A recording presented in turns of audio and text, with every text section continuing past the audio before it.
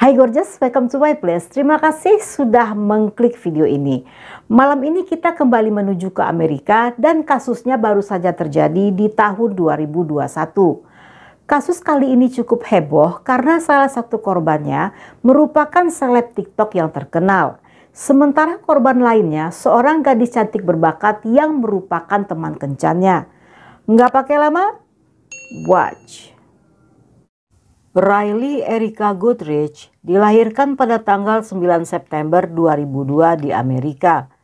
Dia seorang gadis cantik, pintar, serta aktif, dan semasa sekolah tergabung dalam tim voli, atletik, serta cheerleaders.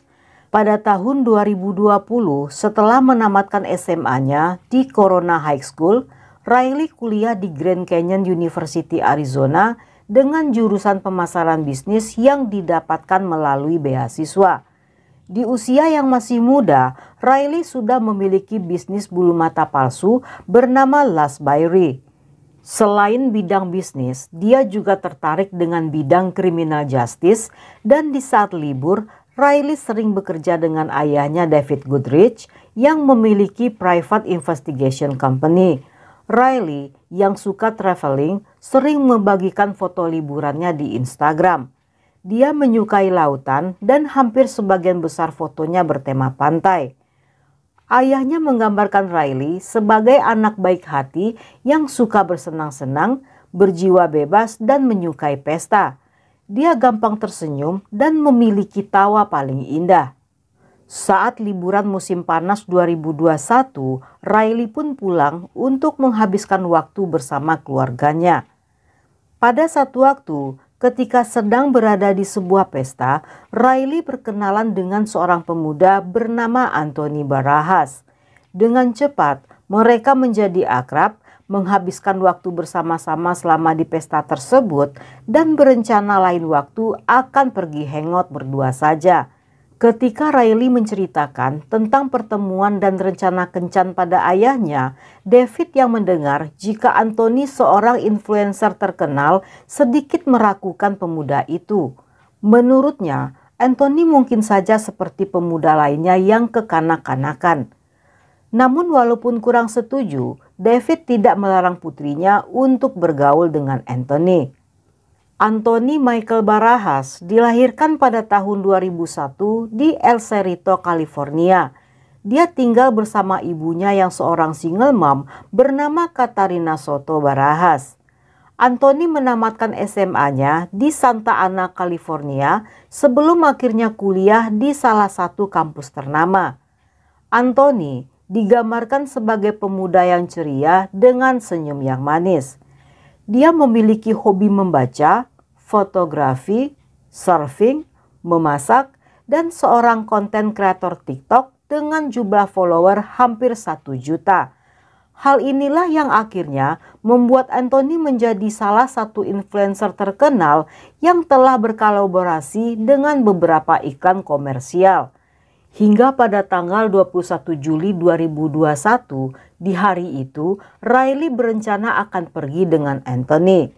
Sejak siang, dia telah bersiap-siap dengan berdandan untuk kencan mereka di sore hari.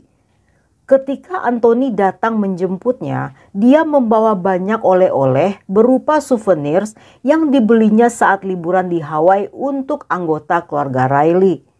Melihat pemuda yang bersikap sangat manis itu, David pun menjadi luluh. Dia menyukai Anthony yang ternyata sangat jauh berbeda dari dugaan sebelumnya. Baginya itu adalah hal termanis yang pernah dilakukan oleh seorang pemuda pada keluarganya. Riley tentunya merasa senang dengan reaksi ayahnya dan dengan bahagia pergi bersama Anthony. Saat itu, David merasa lega karena putrinya pergi dengan pemuda baik-baik. Anthony membawa Riley ke restoran favoritnya bernama Wood Ranch. Mereka menikmati makan malam sebelum akhirnya pergi melanjutkan kencan ke sebuah bioskop di Corona Movie Theater. Mereka akan menonton pertunjukan pada jam 9.35 malam dengan film berjudul Forever Purge. Selama kencan, Riley beberapa kali mengirim SMS pada ibunya untuk memberitahu keberadaannya dan bahwa mereka baik-baik saja. Di dalam bioskop, dia sempat mengirim SMS yang mengatakan jika filmnya terasa membosankan. Dan itulah SMS terakhir yang akan diterima ibunya. Ketika film telah berakhir, seorang pegawai bioskop bernama Edward yang berniat akan membersihkan studio menjadi kaget saat berada di dalam. Dia menemukan pemandangan mengerikan yang tidak akan pernah dia lupakan seumur hidup.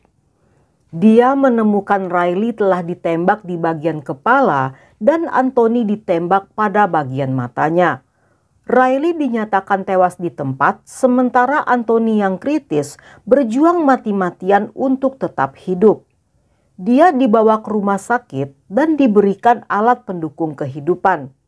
Dokter menemukan beberapa proyektil peluru di otaknya dan polisi menemukan 3 selongsong peluru serta 1 proyektil di dalam teater. Polisi segera melakukan penyelidikan yang tidak terlalu sulit untuk dilakukan karena di malam itu tiket untuk film yang sama hanya terjual sebanyak 6 buah termasuk dengan tiket milik Riley dan Anthony.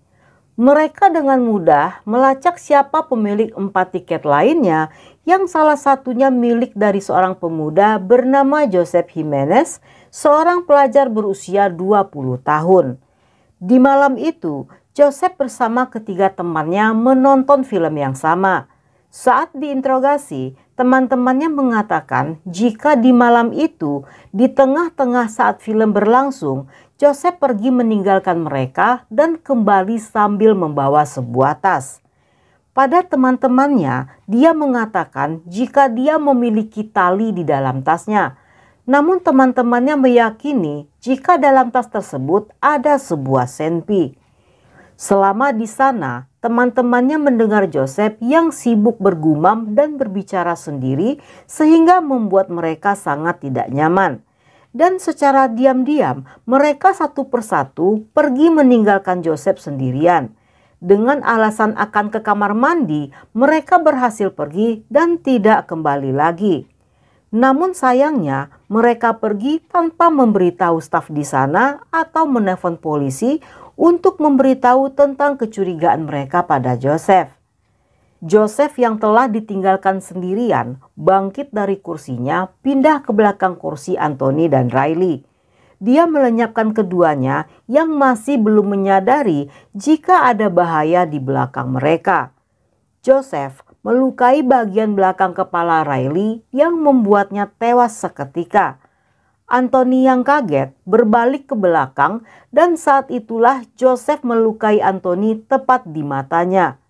Suara tembakan tersebut teredam oleh suara sound system sehingga tidak ada satupun staf yang menyadari kejadian di dalam. Pada jam 11.28, 2 orang saksi melihat Joseph berlari dari dalam teater dan masuk ke dalam mobilnya kabur secepat mungkin dari sana. Sehari setelahnya, polisi mendatangi rumah Joseph yang sebelumnya telah menelpon polisi untuk melaporkan jika dia merasa telah diikuti seseorang. Laporan Joseph benar adanya karena dia memang telah diikuti oleh beberapa polisi yang segera masuk ke rumahnya. Saat itu, Joseph mengacungkan senpinya sambil berteriak-teriak sebelum akhirnya menyerahkan diri. Senpi tersebut cocok dengan gambaran senpi yang ada di TKP. Dia juga memiliki potongan tiket film dalam dompetnya. Joseph didakwa atas pembunuhan terhadap Riley dan percobaan pembunuhan pada Anthony. Namun beberapa saat kemudian, Ketika Anthony tidak berhasil bertahan hidup, Joseph pun didakwa atas 2 kali pembunuhan. Luka-luka Anthony terlalu parah dan dia tidak bisa bertahan hidup setelah dirawat beberapa hari. Sesaat setelah kematiannya, organ-organ tubuh Anthony disumbangkan pada orang-orang yang membutuhkan donor. Joseph yang saat itu disidangkan menyalahkan apa yang terjadi pada suara-suara yang dia dengar di dalam kepalanya. Dia bahkan mengklaim jika selama 8 bulan suara-suara tersebut telah mengancamnya untuk melakukan berbagai kejahatan termasuk mencuri mobil, televisi, bahkan juga melenyapkan seseorang.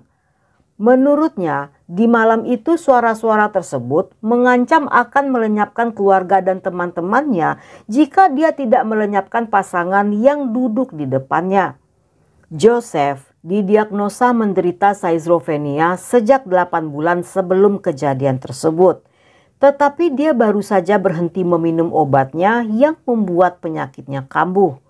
Dia memberitahu penyidik bahwa suara-suara tersebut begitu mengganggu sehingga dia tidak bisa konsentrasi saat menonton.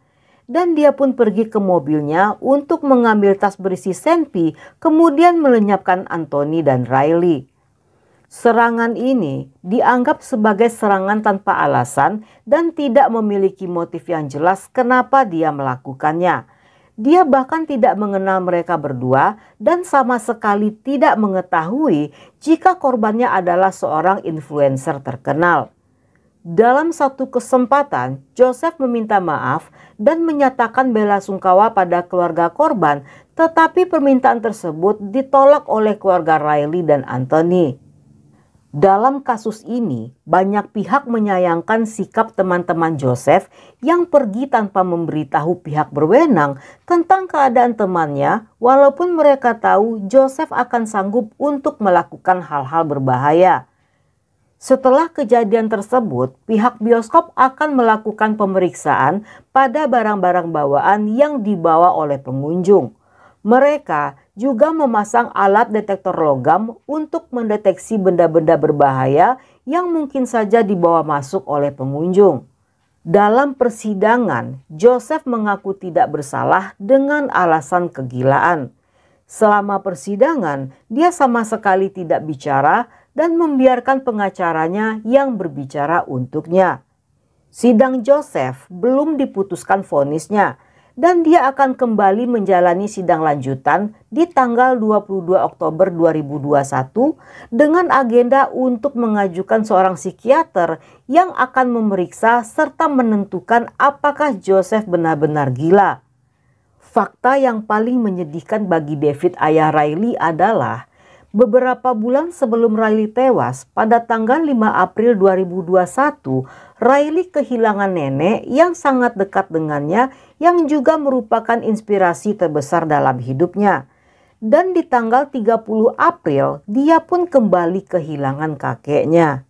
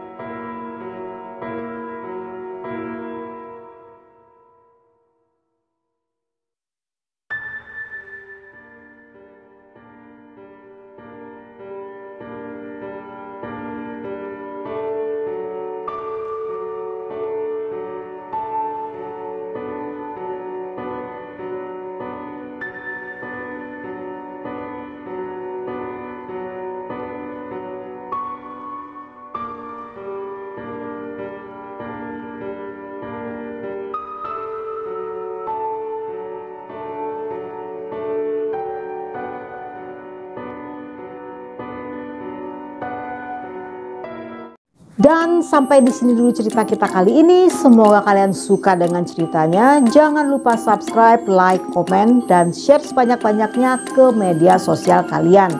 Dan buat kalian yang masih betah hingga akhir, thank you, love you, have a nice day, and then see ya.